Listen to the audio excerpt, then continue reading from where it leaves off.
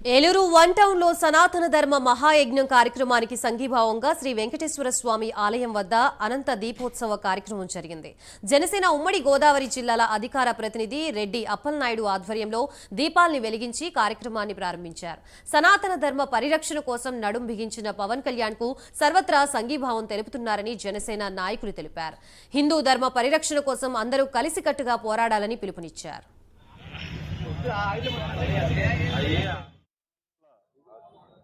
తిరుమల తిరుపతి దేవస్థానంలో వైఎస్ జగన్మోహన్ రెడ్డి గారి ప్రభుత్వంలో జరిగిన ఘోర అపచారం పురస్కరించుకొని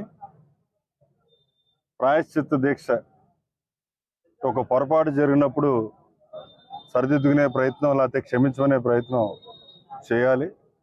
అందులో భాగంగా మరి పవన్ కళ్యాణ్ గారు, మన డిప్యూటీ సీఎం అయినటువంటి పవన్ కళ్యాణ్ గారు ప్రాయశ్చిత్త దీక్ష తీసుకోవటం, అందులో భాగంగా పల్లికి దీక్షను తీసుకెళ్ళి దాన్ని సరిదిద్ది మమ్మల్ని మన్నించు అని వేడుకోవటం, ప్రజల్లోకి తీసుకెళ్లి జరిగిన సంఘటనని నిజాలు తేల్చాలనే ఉద్దేశంతో పోరాటం చేయడం జరుగుతుంది.